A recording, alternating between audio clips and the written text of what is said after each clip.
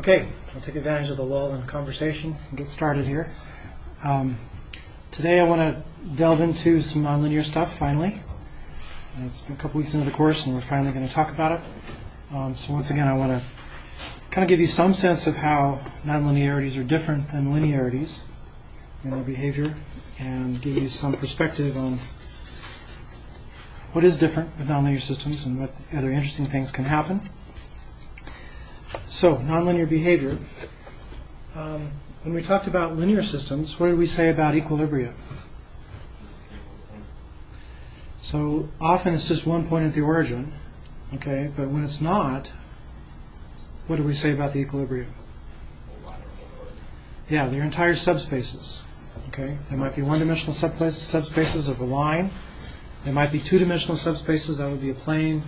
In higher-order systems, you can have higher-order subspaces, but that's a lot of points in a subspace, right? Because you can scale every equilibrium, and the scaling of that is another equilibrium.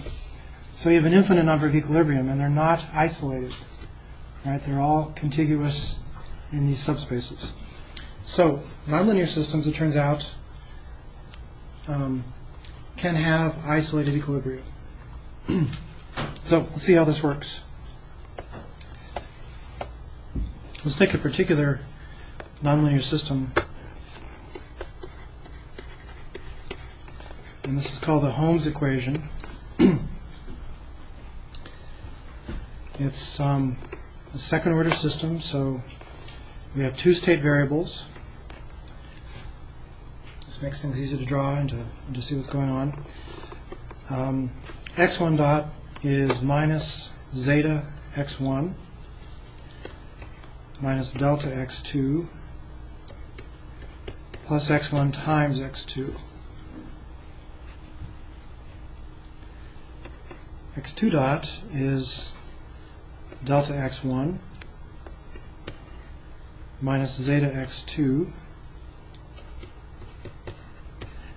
plus 1/2 quantity x1 squared minus x2 squared.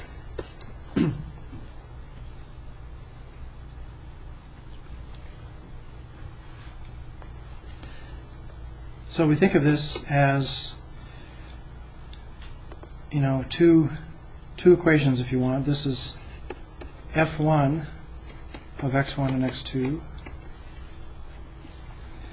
and f2 of x1 and x2. Or if we group these together into one big F, a vector valued function, capital F, we could think of that as the vector field f of x1 and x2. Okay?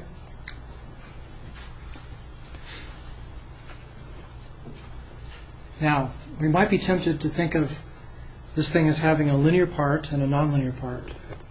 Okay, particularly if we're thinking of linearizing, right? We think of throwing away the nonlinear part. Okay?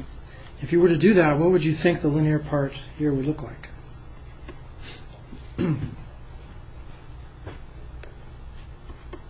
Zeta x1 minus delta x2. Okay, you're going to get rid of that term then, as a nonlinear term. Okay, what about the second one? Delta x1 minus zeta x2. Okay, then you'd have these nonlinear terms grouped over here. So you might be tempted to think this is the linear part, because it looks linear, right? It's coefficients, zeta and delta, times the states. Okay, so you could easily imagine this as, A times X, where the deltas and zetas go in the A matrix, right? And this would be the nonlinear part.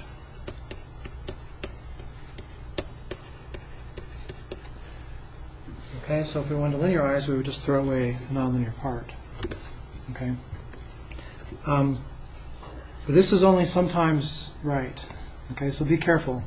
Don't do it this way. Okay, it turns out this is only the linear part for deviations about a particular equilibrium state, and that state would be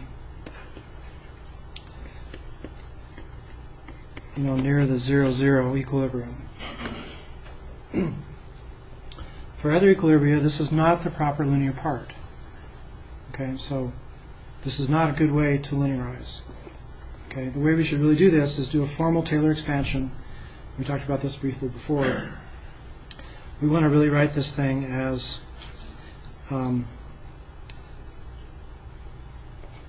this capital F function here evaluated at the nominals. Okay, so if we come over here and say that let's let x1 be the nominal value, x1, 0, plus a deviation. Okay, and last time we used deviations like delta x. The book uses the notation of using y's for the deviations, so I'll conform to the book's notation and write that like that. Similarly for x2, we have the nominal x2, 0, or x2 naught, plus the deviation y2. So these are the deviations. These are the nominals.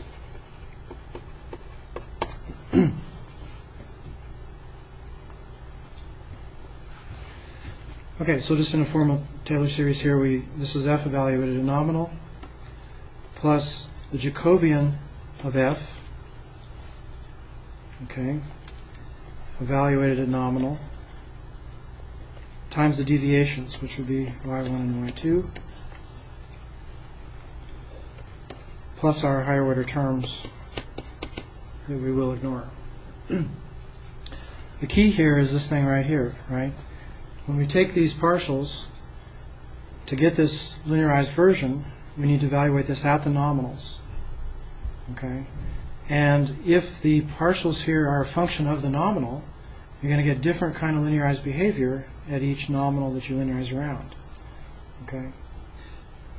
So that's the problem with doing it this way here. This thing may not be the right linearized behavior at a different nominal than the 0, 0 case that we talked about here. Okay, so if I go over here and take x1 dot, I get x1 0 dot plus y1 dot.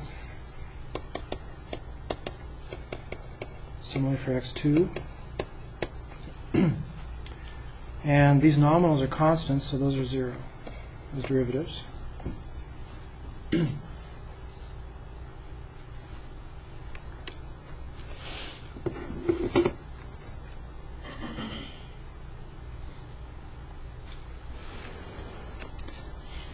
So I could on the left here write this as y1 dot, y2 dot, because those are equal to x1 dot and x2 dot.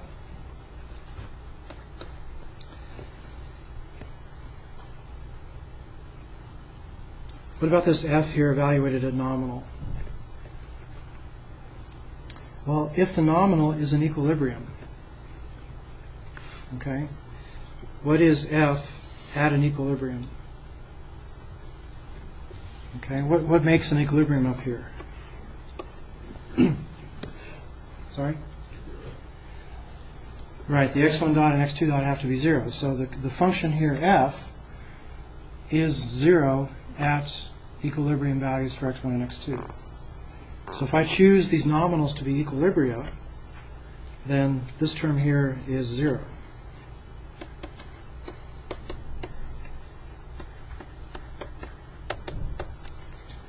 Okay, so that term goes away.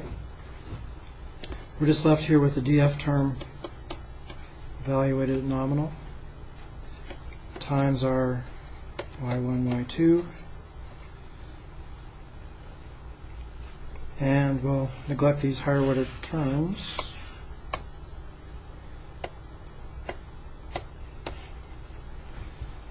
We'll neglect those in the linearization. So this is the linearization then.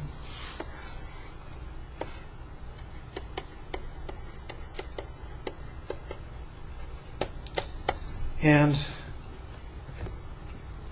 it's hard to say the linearization because it might depend on what nominal you're using. So this is the linearization about our nominal x1, 0, x2, 0. As I use different nominals down here, I get perhaps different df matrices. okay, and perhaps different behavior around each of those nominals. Okay, so that's how you do the formal linearization. And the reason we like to do linearizations is because we're hoping that in the neighborhood of equilibria, the linearization tells us something about behavior for the nonlinear system. And linearizations are easy to analyze, right? We know a lot about those and what behavior is like with linear systems. So if that's the case, if the linear behavior transfers over to the nonlinear system, it's an easy tool to figure out what the nonlinear system is doing, at least in the neighborhood of an equilibrium. Okay, so that's the strategy. Okay, so coming back to Holmes' equation here, let's first figure out, and this is the first thing you always have to figure out, is where are the equilibria? Because I can't really do this linearization about an equilibrium until I know where those are, because I have to stick those in for nominal. So how do I find out where the equilibria are?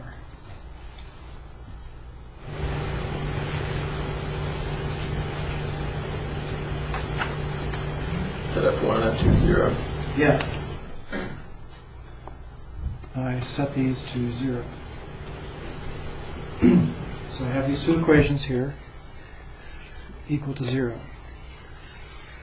So every solution to that equation, that pair of equations, is an equilibrium. Okay?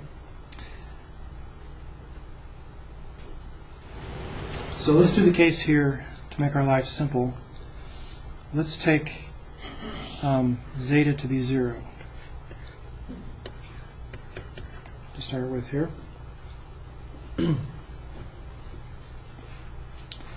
Let's find the equilibria for this system.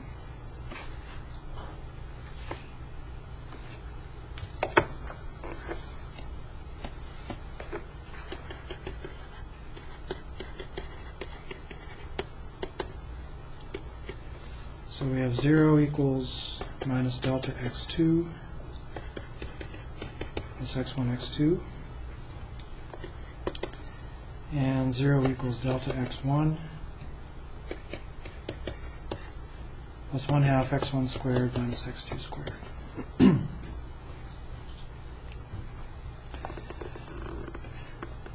Okay, well, if x2 is 0, that certainly satisfies the first equation, so let's look at that. When x2 is 0, what does x1 have to be in the bottom equation?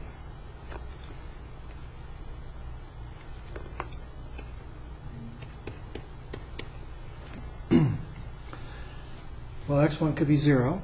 That works. Right? Are there other values?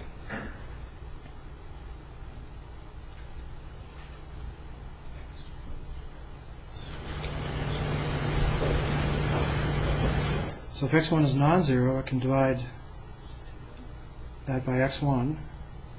I'm left with x1 is 2 delta.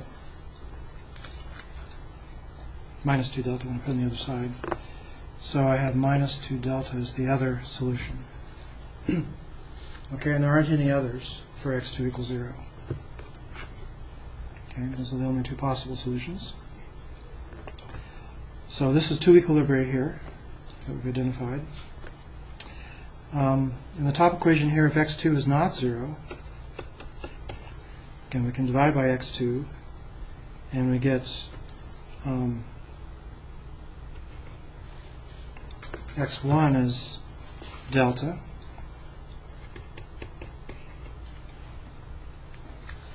And if x1 is delta in the bottom equation,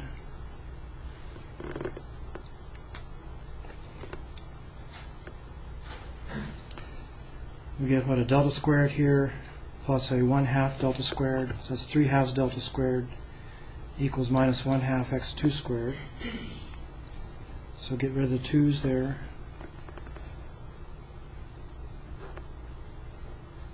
We get x2 is plus or minus the square root of 3 delta.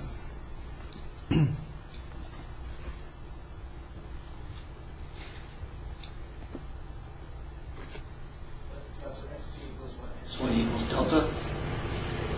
Yeah, so when x1 equals delta, we can solve then for x2. Because the first equation is automatically satisfied no matter what x2 is with that value for x1.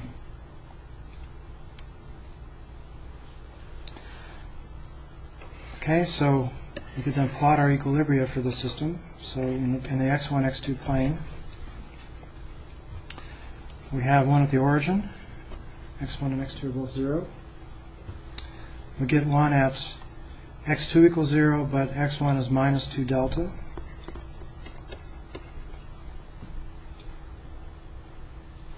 Okay.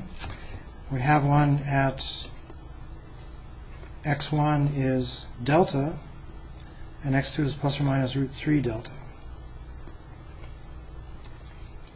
So it's like up there. So there's an equilibrium there and one there. So this is square root of 3 delta minus square root of 3 delta.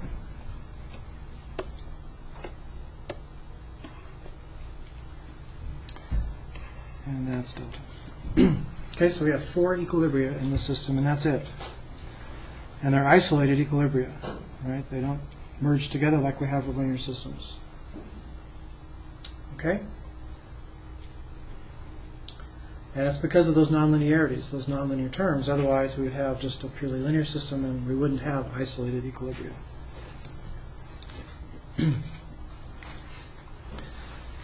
Okay, well, we could go in and say, then, what is the behavior in the neighborhood of, say, this equilibrium up here? Okay, so we go in and we want to put in our deviation coordinates here. So before we said that y1 was x1 minus the equilibrium value x1, 0. y1 is the deviation, right, from the equilibrium. y2 is x2 minus x2, 0. The equilibrium value. So it's like putting in here, another coordinate system up here, y1, y2, that's situated at the equilibrium of interest here, this one here. Okay? So we could go back then and develop those differential equations in terms of the y's and look at the linearized behavior in the neighborhood of this equilibrium. Okay? So let's go back in there and do that.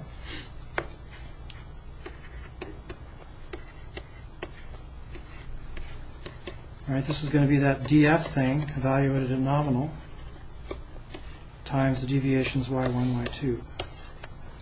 And the higher order terms are ignored here. So the question is, what is this df? We think of this as this A matrix typically in a linear system, right? So what is A?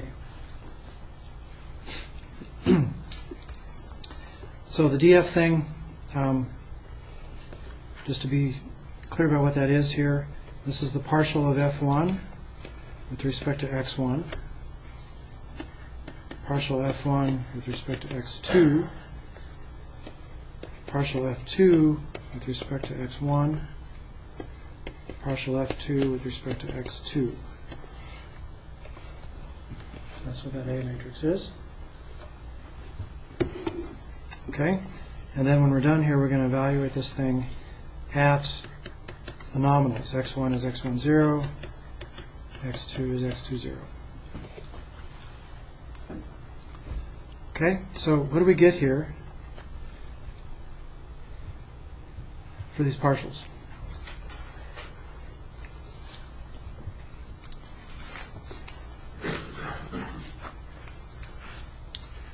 Anybody want to do that for me? What's the partial of f1 with respect to x1? x2. x2 not minus zeta. It's x2 minus zeta. Okay? And when we evaluate this nominal, that'll become an x2, 0, an x2 naught. Okay?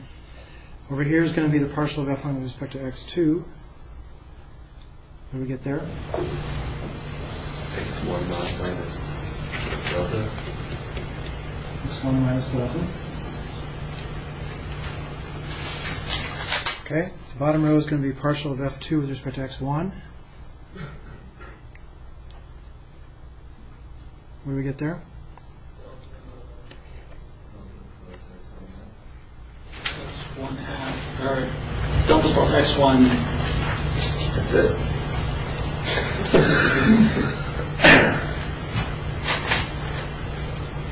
Are you okay with that?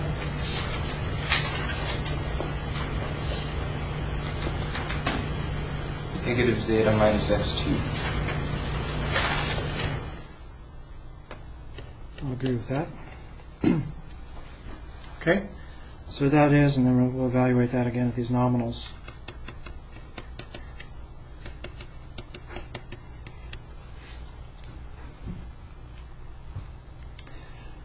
Okay, let's do the origin here first.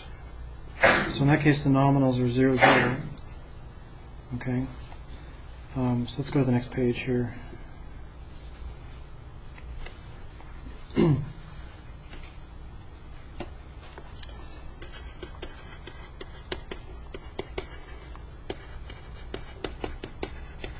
So about the equilibrium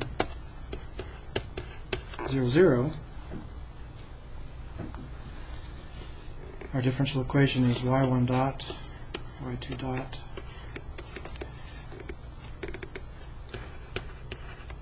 and I said before we're going to make zeta equal 0 to make life easy to start with. I guess we already assumed that when we solved for those equilibria. Okay, so we really have to keep up with that, right? We can't change our minds now and go back to other cases for zeta because we're looking at these particular equilibria coming from that value of zeta. So what do I get here?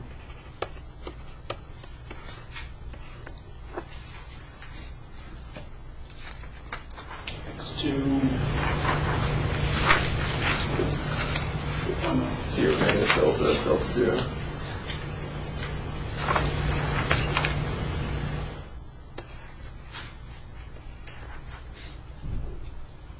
Okay.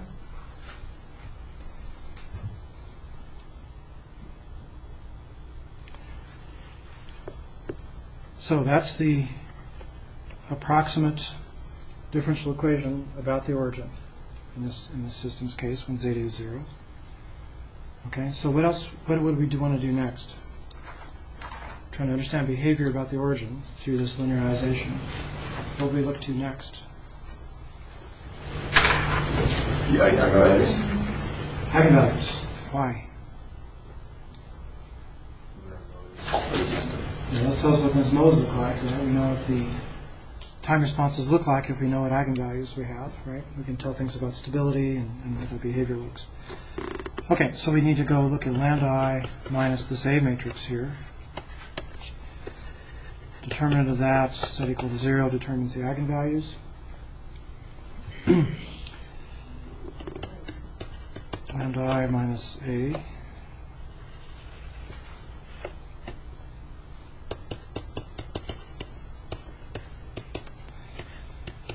lambda delta minus delta lambda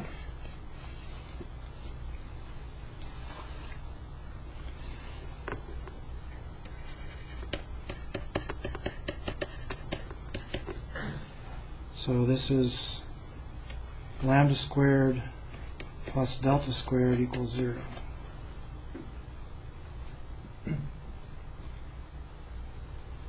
Okay? So the eigenvalues are what?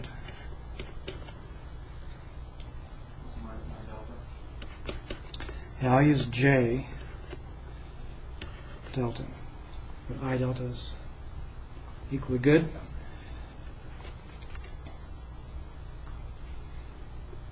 What does that tell us? Sorry? is the center. Okay. And what does that mean to you? That it what? Undamped oscillation. It won't get fade down to the equilibrium. Right, because we know these solutions look like e to the lambda t, right? Lambda is an imaginary number here, and so that's purely sines and cosines with no decay or growth on the envelope. Okay, so that's the center type behavior that we talked about before. So if I were to draw my little coordinate system here, y1, y2, coming from my equilibrium, that's the same as x1 and x2 here because the equilibrium is at the origin. If I started here, what happens?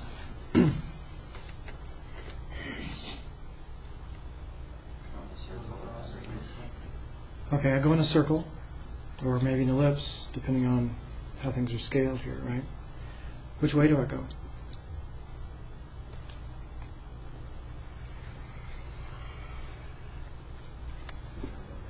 Well, the easy way to do that is pick one of these points. So suppose I was at this point, at y1 is something and y2 is 0. What is y1 and y2 dot in that case?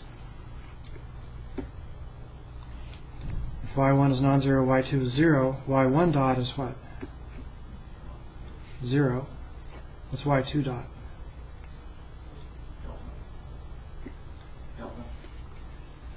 Right.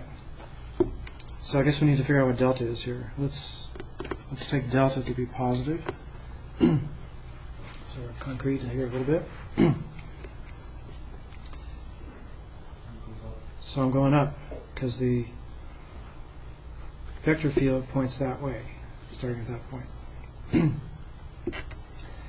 And you could check this point here, and you better find it goes that way, because you're going to move on a circle. You can't change your mind and go backwards.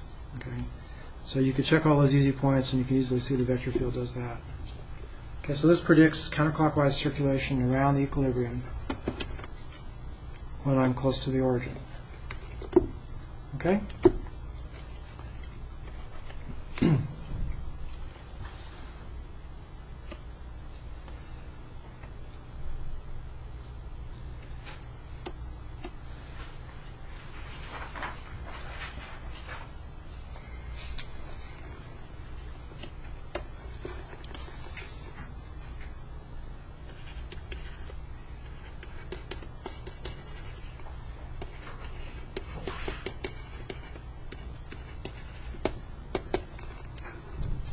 Let's go about one of these other equilibrium. Let's go with the one that is at minus 2 delta and 0.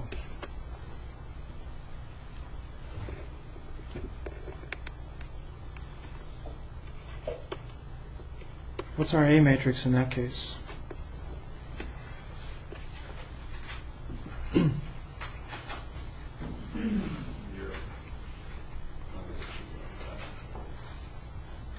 Say again? 0 minus 3 delta 3 delta. minus delta 0. Okay. So eigenvalues. They come from lambda, 3 delta, delta, lambda, determinant, right?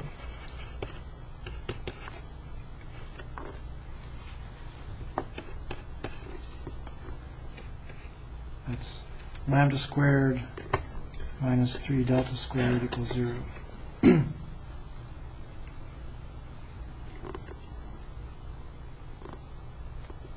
Okay, so lambda is what here?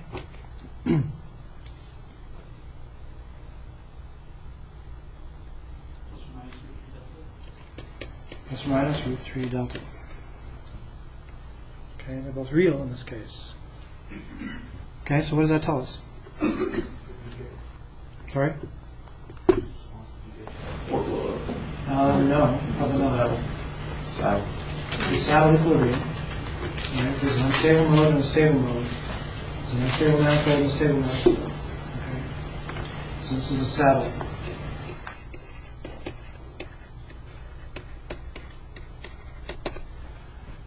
Okay, so here it would be helpful to know what directions those stable and unstable manifolds are. Okay, how do we find those? We look at the eigenvectors. Okay, so we want to try to find an eigenvector with components v1 and v2 that satisfies that equation, the eigenequation.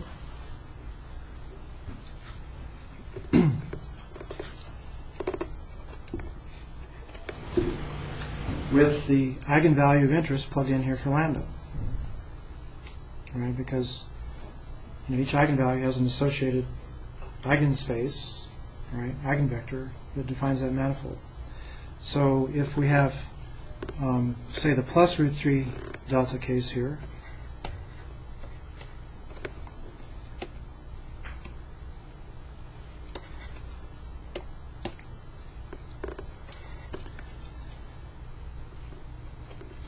and 3 delta, delta, root 3 delta times v1, v2 equals 0. Root 3 delta v1 plus 3 delta v2 equals 0. Okay, let's let v1 be root 3 delta. I'm sorry, just root 3. Then what's v2?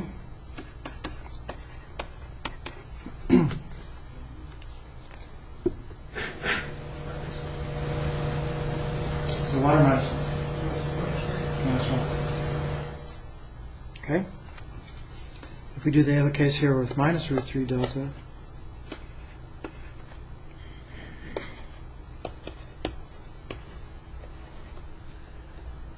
what do we get?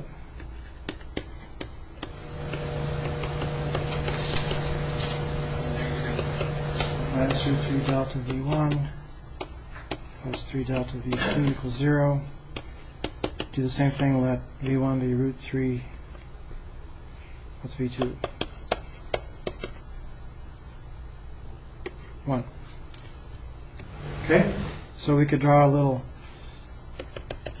coordinate system here now, again with our y1 and y2, which are now deviations about this other equilibrium. And then we say we have, well, here's this manifold here with v1 root 3 and v2 is minus 1. So the first component is root 3 and the other component is minus 1. So that's a manifold that's kind of like this, going through the equilibrium. And this is associated with the Eigen value that we put in there of positive root 3. Okay? So which direction do we move on this manifold? We know if we start in the manifold, we stay in the manifold. It's an eigenspace. Which direction do we go if we start somewhere on that manifold? Out. We go out, because it's an unstable manifold with positive eigenvalue. The other manifold here is going this direction. See here, the slope is 1 over root 3. The slope here would be minus 1 over root 3. And which way do we go on this manifold? Go in because we have a negative real eigenvalue. Okay? So what if I started right here? What's going to happen in the neighborhood of this equilibrium? Start going in this then off to infinity. Yeah, one component's going to shrink to 0, the other component's going to grow. So this thing is going to look something like this. Okay. Down here I get a flow that would look something like that. Over here I get a flow that would look something like that. This one goes this way. Okay, so it's pretty easy to see what happens in the neighborhood of that saddle. Okay?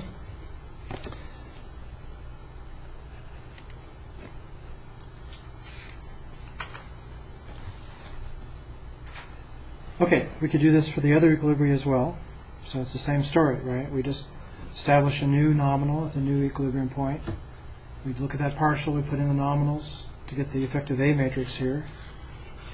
We look at its eigenvalues. We look at its eigenvectors, if they're real. Okay? And we can get an idea of what happens in the neighborhood of that point. Okay?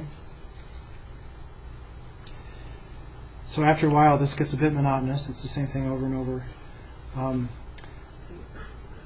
The reason I'm kind of belaboring this is exactly what your homework is in the first homework, is to look at one of these nonlinear things and figure out how does it act. And so the first step is always, what are the equilibria? What do the linearizations about the equilibria do? Right? And so it's the same story there over and over for the different equilibria that you have. What's interesting is we've already seen now we have two completely different kinds of behavior for two different equilibria. The one at the origin was the center. The one here to the left of the origin on the x1 axis or the y1 axis is a saddle. Okay, two completely different kind of behavior. So this is something, again, you cannot get in a linear system. Linear system behavior, we said, was global. If you have some behavior at the origin, well, that's the behavior you have at about any other equilibrium that you've got. Okay. So nonlinear systems can have this sort of localized behavior that's different in one area than it is in another. With linear systems, you don't have that. You have global behavior that's the same everywhere, basically. Okay, so that's kind of interesting. That implies that you can get probably lots of other interesting kind of behavior that you couldn't get out of a linear system, because you can do different things in different places.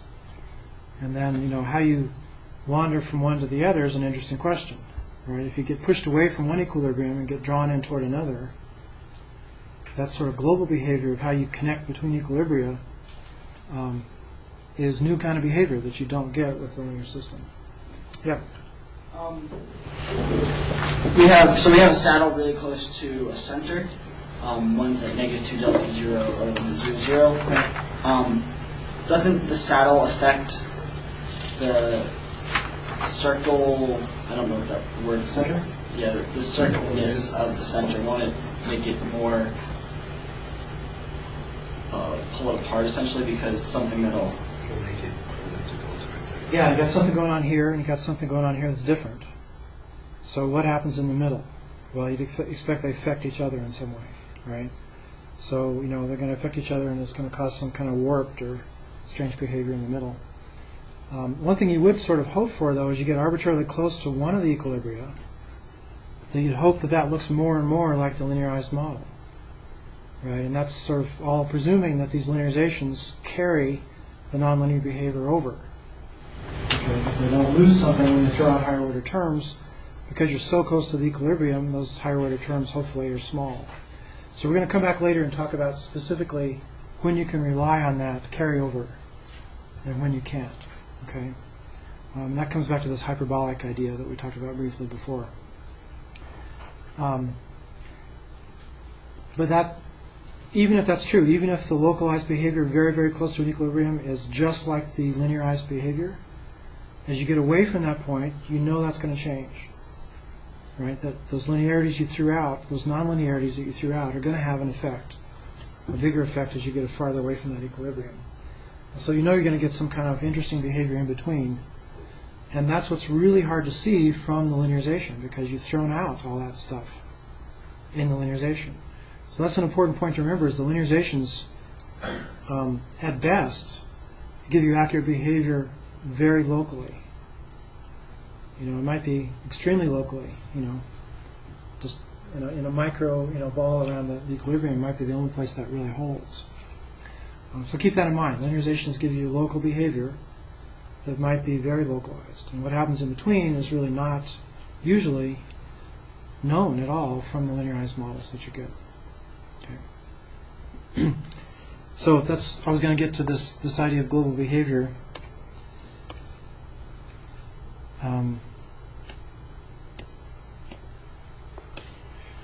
Ultimately, we'd like to know, you know, if I start anywhere, what happens?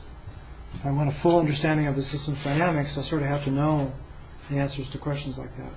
Local behavior is nice, it's something, but I'd like to know more than that. I'd like to know global behavior. So we want to get to some idea of global behavior. So the basic technique here is to at least figure out what's going on in the neighborhood of all the equilibrium points, and then try to build on that to sort of get a sense for what the global behavior might be. So I'll show you how that works here. To do that, we really need to go and figure out what those other two equilibria are doing. So let's get a blank page here.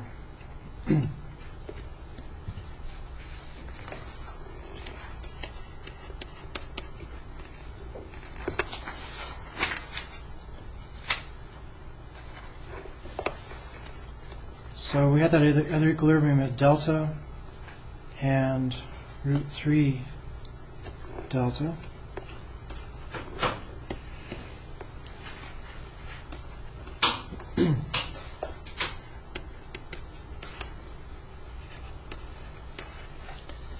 So you can check this on your own. It's easy enough to check.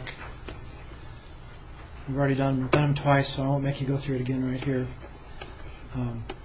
Here's our linearized model about that equilibrium point. It turns out the eigenvalues here are plus or minus √3 delta.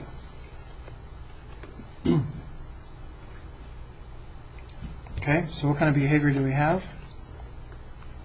Saddle. Another saddle. Okay, in fact, with the same eigenvalues we had before. So the same kind of exponential motions.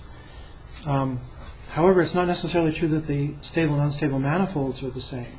They might be directed in different directions. So it's worth checking those out. If you go ahead and do that, here we get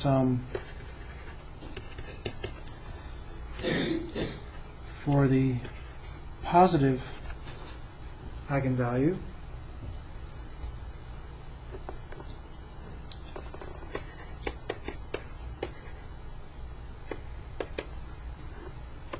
sorry, this is √3 for V1, and V2 is 1.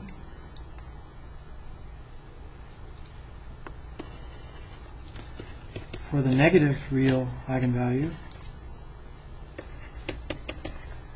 V1 is 0 and V2 is 1.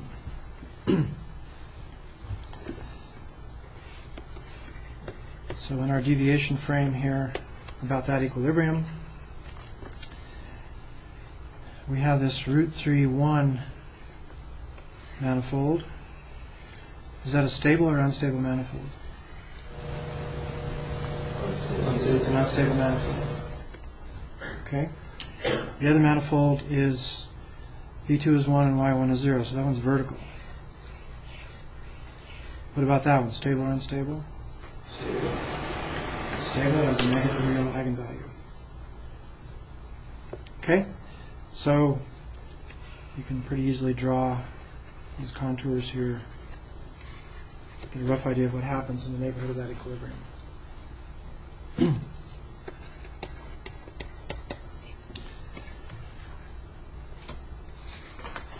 Okay, let's do the last equilibrium here. That's at delta and minus √3 delta.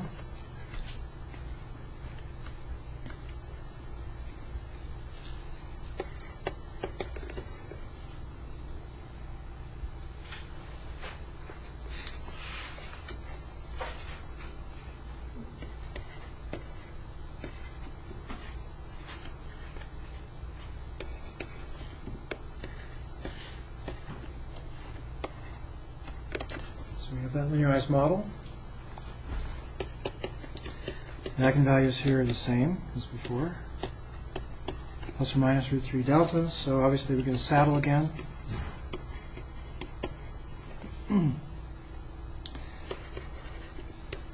So for the positive or unstable manifold, here V1 is 0 and V2 is 1. For the stable manifold, negative real eigenvalue, V1 is √3, V2 is minus 1.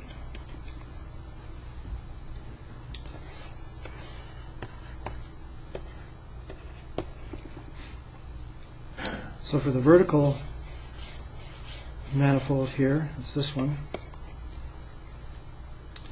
That one's unstable this time.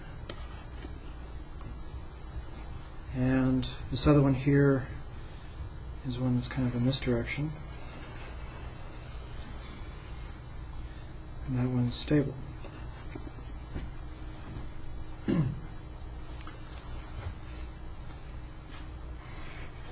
So even though these are both saddles, the behavior around it is quite a bit different, right? The flows here, we're kind of moving down and to the right. The flows here are moving up and to the left. Right? So the flows are actually quite different, even though the equilibria have the same eigenvalues. They're going sort of in different directions.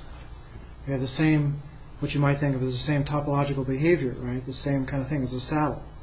There's stable and unstable manifolds happening, but they're directed in different ways. Okay, so the behavior is actually different. Yep.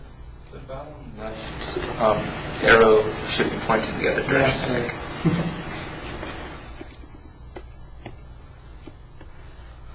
Guess I was trying to see if you're paying attention.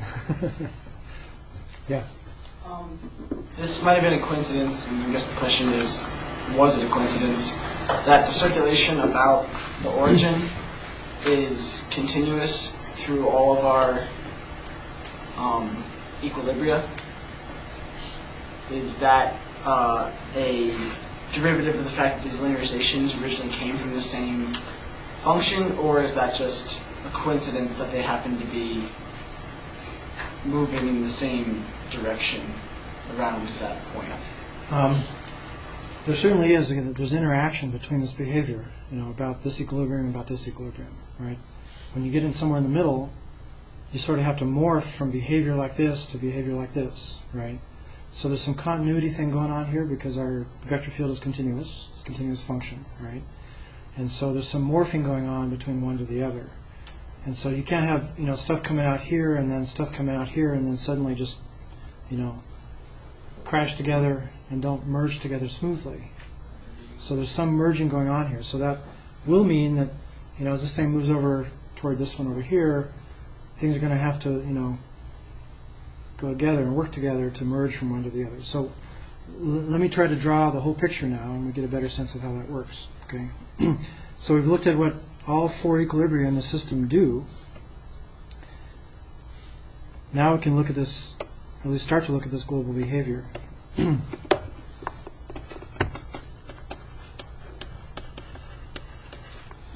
if we look at these things all together,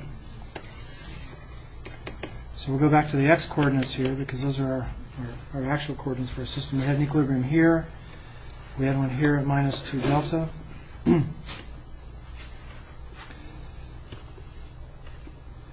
had ones up here.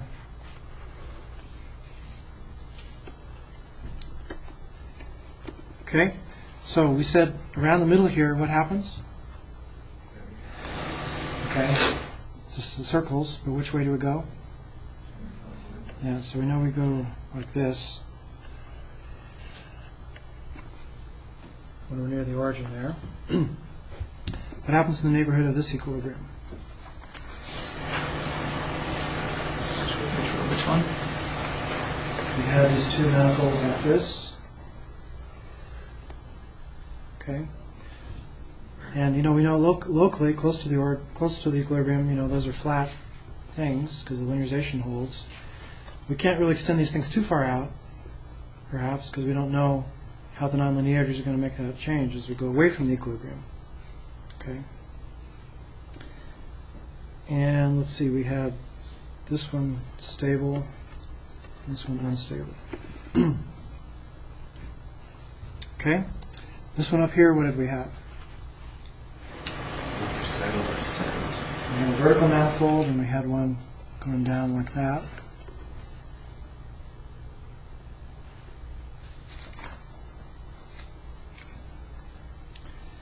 And this was stable. This was unstable. Here we also had a vertical one and one going like this. This was stable, and the slanted one here was, oop, got that wrong, sorry.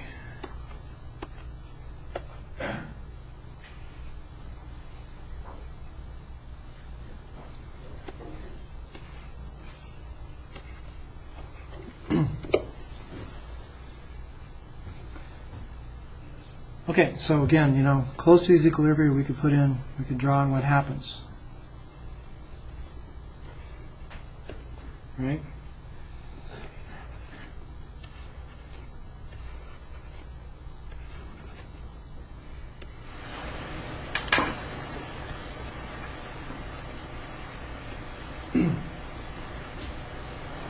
Question now is, you start here, what happens? Way. Well, who knows, really. It's hard to tell. It's really hard to tell from just this local information, what happens far away like this. It's really hard to tell. In fact, it's even sort of hard to tell, if I were to exit, say, on this unstable manifold, where do I go? Right? Well, I suppose it might be that this unstable manifold hooks up with this stable manifold, and I go from this equilibrium straight to the other one and stop. Okay? Or maybe not. Maybe I get entrained over here, I get sucked into this region over here, and I end up circling around. Right? So, or maybe I get bumped off and I end up going up this kind of thing, going off to infinity.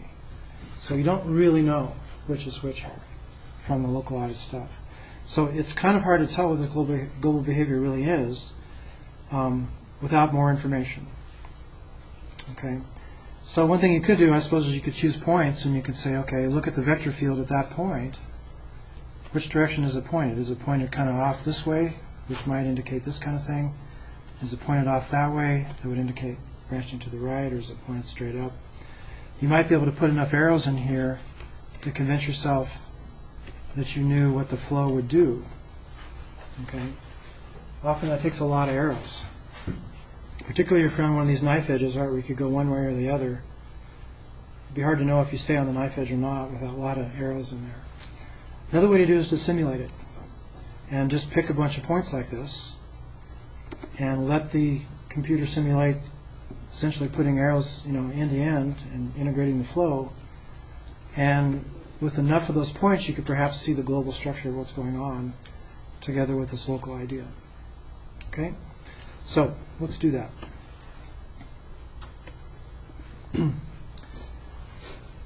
Here's this picture here, again, with zeta was 0. And our delta was positive. I think in this case it was a half, just to be concrete here.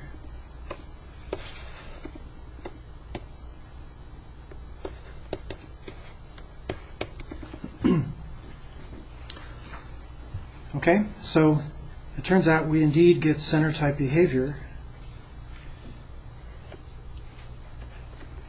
in the neighborhood of the origin. It's not really round until we get very close to the equilibrium, and then it gets round. But you can see it kind of gets egg-shaped here because of the influence of these other things going on. Okay. Again, going back here to put arrows on things.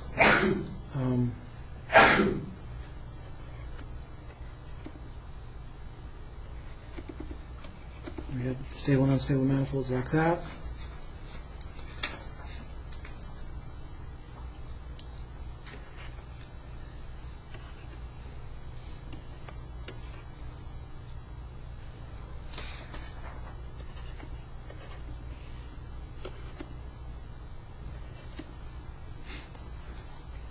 So actually in this case it turns out that the unstable manifold of this equilibrium actually hooks up with the stable manifold of this neighbor. And so one of the motions is if I get knocked off this equilibrium in just the right direction, I end up getting sucked into this other equilibrium. Okay? But it's kind of a knife edge thing, because if I get off just a little bit, I have a component in this unstable direction over here, and it's going to get thrown out. So if I start over here somewhere, I'm going to get tossed off that way. Yep. Do the equilibria have essentially an infinite radius effect, whereas the center that around the origin is never going to be actually circular? It's always going to be less and less egg-shaped, approaching a circle, but essentially it'll never be a true circle. It's probably never a perfect circle. But the closer you get, the closer it gets to being circular. Yeah. Again, that's the continuous dependence kind of thing, right? What happens here if I start here? Zip off to infinity along the 0.5 Coming down to the right here, right? And I end up getting tossed off to infinity. In fact, if I start anywhere in this region over here, where do I end up eventually? Infinity. Okay. If I start anywhere over here, what happens?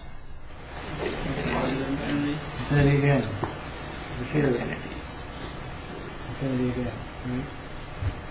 Let's go off this way. Okay? So would I call the system stable? Semi-stable? Is that called local? Yeah, it depends where you start. Right? If I'm starting out here, I wouldn't call the system stable. If I start in the neighborhood of these saddle equilibria, I wouldn't call those things stable, because if I get bumped off a little bit, I end up flying away. If I start somewhere in the neighborhood of this equilibrium, yeah, I think that was stable. So here's one of the main things about nonlinear systems is you can't really think of the system usually as being stable. You can only think of equilibria as being stable.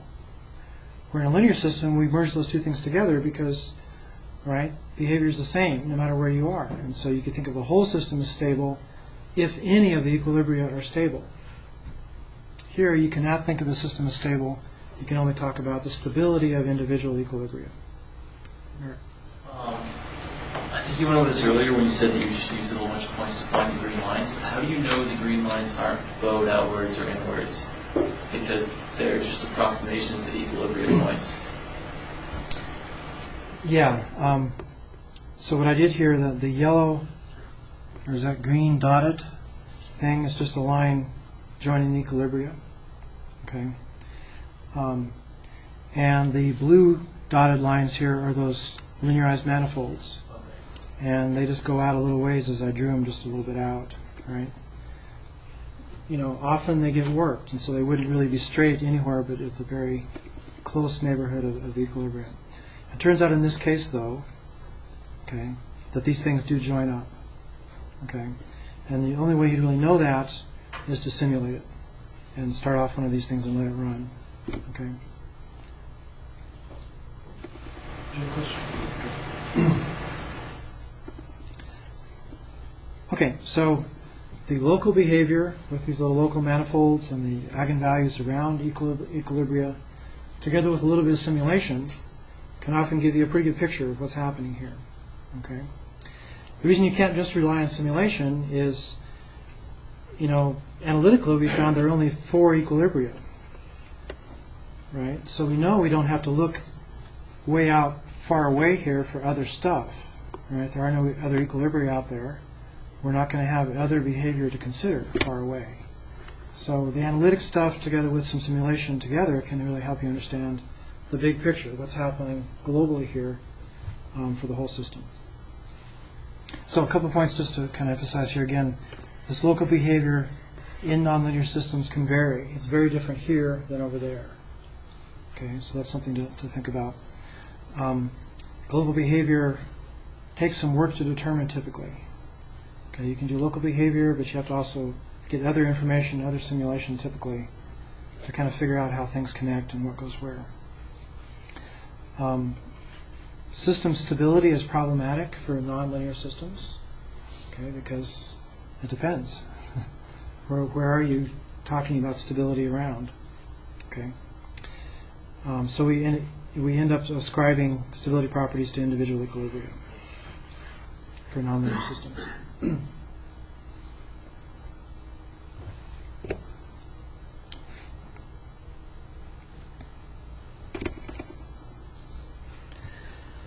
Okay, that was all for the case of these parameters in our system.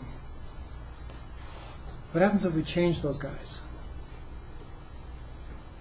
Okay, so just kind of conceptually, what happens? What would you need to do to understand the effect of those changes? Simulating it, what would be analyzed? Yeah, I would do analysis first, because again, it tells you a lot of stuff the simulation can't. So potentially, changing a parameter in a system like this can change equilibrium values. So these equilibria can move, potentially. And so you really have to go back and find the new equilibria, right, first. Then linearize about those to see if that behavior has changed. So a couple things can happen, right? The equilibria could move, and maybe it preserves the same topological behavior. Maybe it's still a saddle. It's just shifted a little bit somewhere else. Or maybe it's shifted and the behavior's changed. It's no longer a saddle, it's something else now. Okay. You can also get these weird effects where equilibria can suddenly disappear and they can pop up other places. Okay, and that's what's called a bifurcation. The basic behavior of the system changes suddenly to something totally different. Okay, so a lot of interesting things can happen when we go and fiddle with these parameter values. So let's look at the effect of a couple of those. Here's a case where zeta is no longer 0. It's this small negative value. Okay? And let's see what happens. The green dashed lines are the same as before. Okay? So we can see our equilibrium value has moved a little bit. Just a little bit. It's shifted off a little bit by this small perturbation in the zeta parameter. Okay? There's still an equilibrium with the origin. That hasn't moved. If you go back to the differential equations, you can see that 0, 0 is still a solution, no matter what zeta is. Here we get a little bit of motion in equilibrium, away from the value it had before. And apparently the behavior at those equilibria hasn't really changed much. They're still saddles. Okay? If you look at the Eigen Values, they're slightly different than before. Okay? So there's still a stable and unstable manifold, but one is maybe a little more stable and the other one's a little less unstable than before because the values of the eigenvalues are different slightly. But we say topologically we haven't changed the kind of behavior you have. It's still a saddle. Okay, so it's still kind of the same type of behavior. The directions of the manifolds are the same as before. What's interesting here, though, now let's see, before, what was this one? I keep forgetting. I guess this was an unstable manifold before. It no longer hooks up with the stable manifold on this one.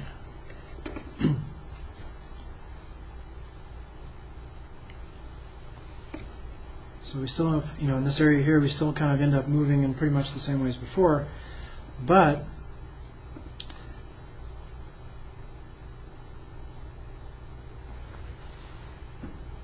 we don't have this sort of fenced-in area in the middle anymore. Okay, in fact, what happens if I start here, I'm still moving, I'm still circulating in this counterclockwise way, but it's no longer a center type behavior. It's a focus kind of behavior. It's this unstable focus. So I end up moving out and end up here crossing what was before that separatrix, we would call it. It separates these basins of behavior. Now I no longer have a separatrix there joining the equilibria. And so this guy can cross and end up exiting, going out to infinity. Okay? So in fact, this system here, no matter how close I start to the equilibrium, I end up at infinity here. I don't end up being contained in that triangular region in the center. Okay? I end up kind of getting bigger and bigger and then eventually crossing over and getting out next to one of these saddles and flying off to infinity. This one here, for example, does that quickly. It doesn't circulate very much. It flies off to infinity going that way.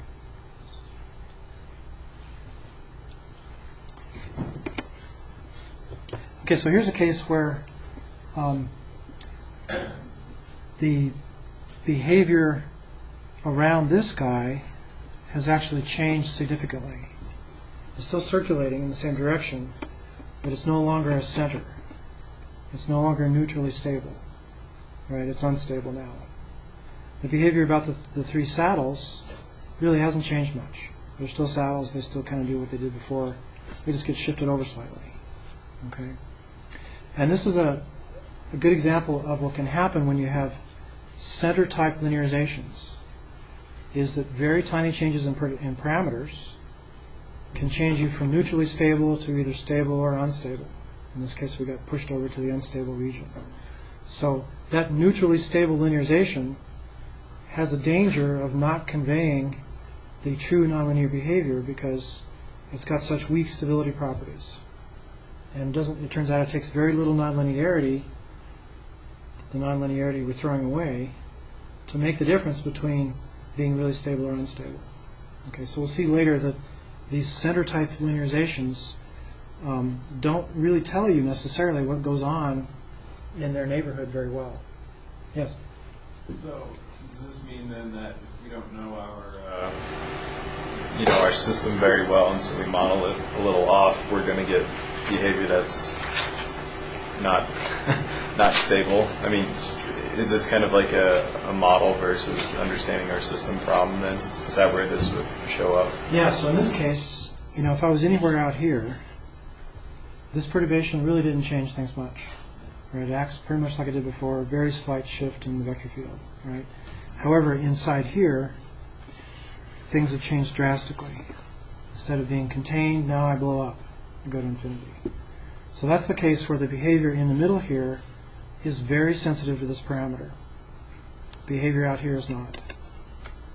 Okay, so once again, that sensitivity can vary depending on where you are in your state space. So yeah, if your system was operating out here, this kind of perturbation wouldn't worry you at all. You wouldn't be that worried about the accuracy of your model, right? But if you're operating down in here and you depended on, being stable, being accurate here might be a very serious concern. Right? You really have to worry about that. I guess, thinking about control, though, how does that play into this? If I'm going to do control to change this behavior, right, to mess with the vector field, how does that affect this sensitivity question?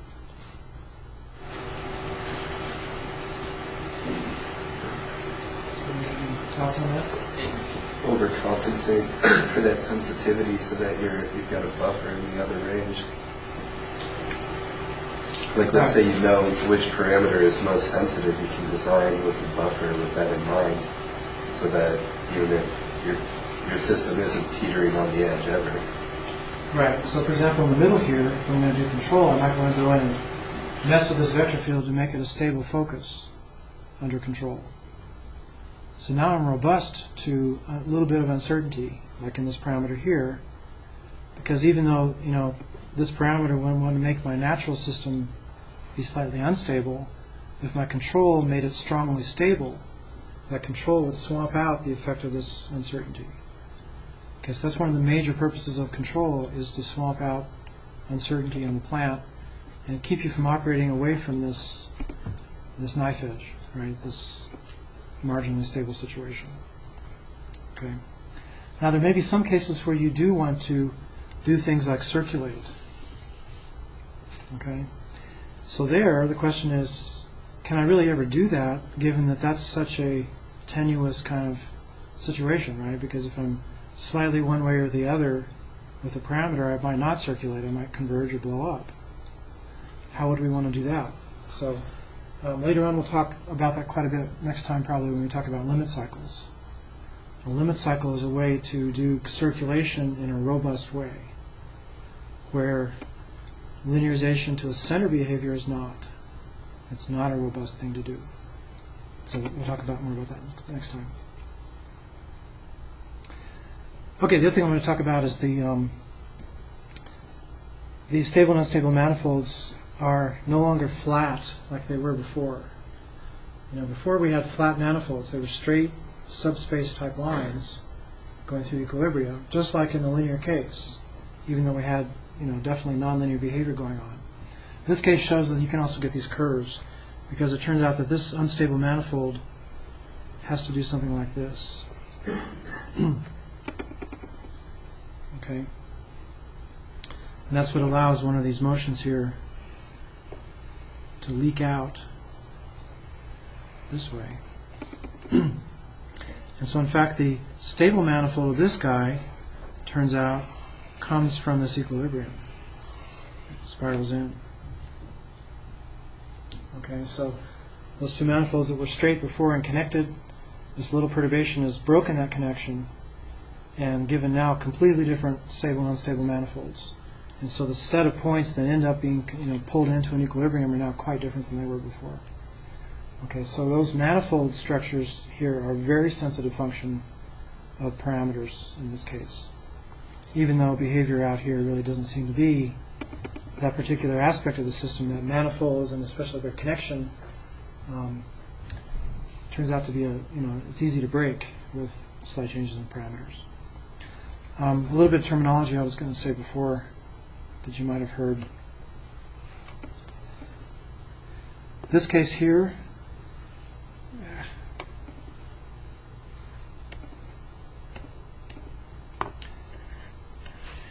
where the unstable manifold of one is connected to the stable manifold of another, is what's called a heteroclinic orbit.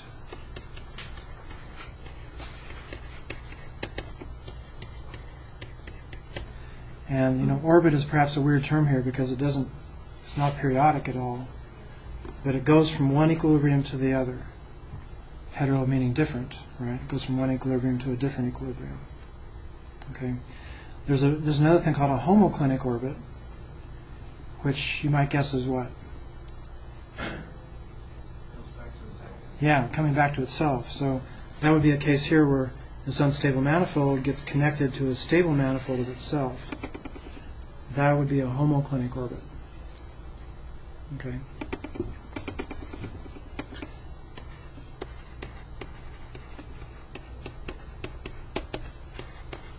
And that's not a real orbit either because it doesn't go periodically. It ends up on the equilibrium and stops here. Okay.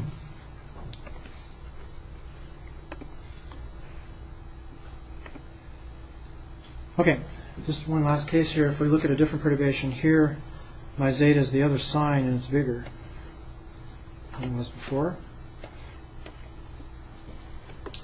So that's turned this behavior in the center here into now stable behavior. It's still circulating in the same direction, but now that slight change has made the difference between one side or the other of the neutral stability. This is on the positive or stable side of that neutral stability line, so things get pulled into the origin from lots of places here, but not everywhere, because still we have kind of behavior like this going on the other side of that saddle. Okay.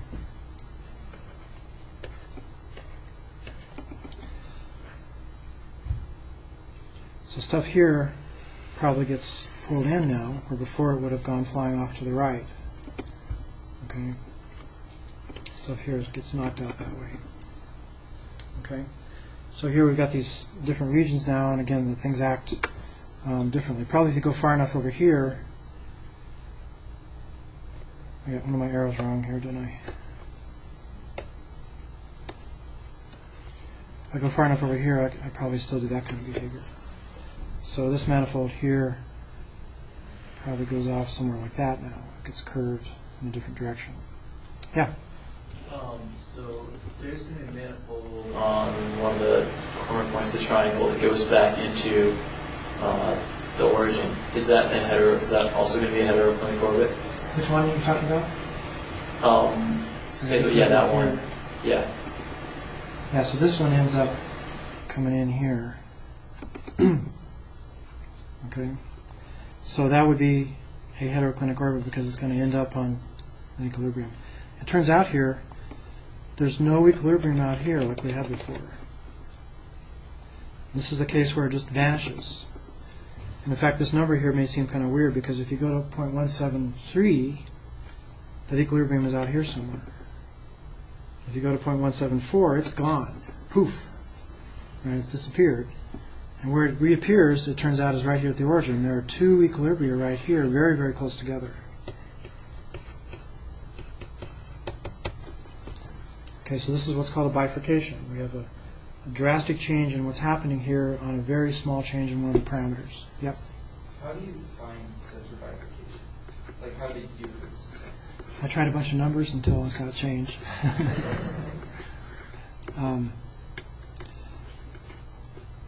You can look at the solutions for the equilibria, those analytic equations, right?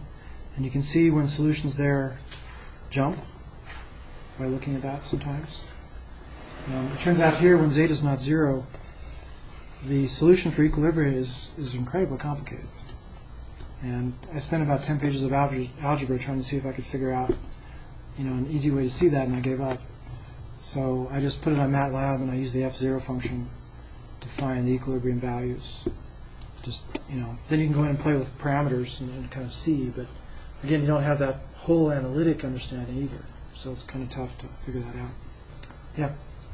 In terms of stability, is that a good thing or a bad thing to have two equilibrium points really close to each other? Yeah, this is kind of weird. I didn't look at the field very close together to see exactly what happens here. I mean, it's sort of like, a binary star or something, right, where you got these two things really close together. I didn't really look at what the trajectories look like really close to each other there. Somehow, if you look at the eigenvalues of those two guys, they're both stable focus kind of eigenvalues. So they're both acting kind of in the same way, it turns out, but they're really close together. Hypothetically, has some sort of chattering between the two foci as you converge towards that similar equilibrium. If they're both sort of separated towards each other. Well, you probably can't have chattering because, again, the vector field is a smooth thing, right? These are smooth continuous functions for f of x. Right. So there's no chattering or jumping going on in the flows themselves. So you're Right. talking about just bigger controllers necessarily smooth to the same resolution. Well, you could, yeah, your controller, might have resolution issues if it's done in a digital sense. You could put jumps in your controller. You could put switching functions in the controller if you wanted to induce chattering or to induce those sliding mode type things we talked about before. Yeah, so you could add that in, perhaps. And it kind of depends on what you're trying to achieve, right? For your application, that might be good. For another application, that might be bad to have that jumping around. So, again, this is the system that you have. Now, to do control on it, it's not clear exactly what you want to make, what kind of changes you want to make here. And that again, gets back to what you're really trying to achieve. So, I guess you could do just about anything you wanted, pretty much here. I guess you're limited by control authority, and you're limited by these ideas of controllability with limited number of actuators. And so there are limits to control, but usually you can do quite a bit to change things here. Did you have another question? Okay. All right, any other questions today? So next time I want to look at some other kinds of things that can happen, a couple different other examples to kind of give a fuller idea of what's going on. We'll also begin to talk about some of the stuff in Chapter 3. How many of you have read through Chapter 2 already? How many have not? Okay, so go ahead and do that, or you're going to be falling behind here. The first homework is assigned. It's on the website, so check that out under the homework link. It's problems right out of the book, so again, reading Chapter 2 is a good thing to do that homework. Homework is due on next Tuesday in class. Okay. And my office hours, again, just to remind you, are Mondays 12 to 1. So hopefully you've at least looked at things before Monday because it's due Tuesday. All right, we'll see you tomorrow, Thursday.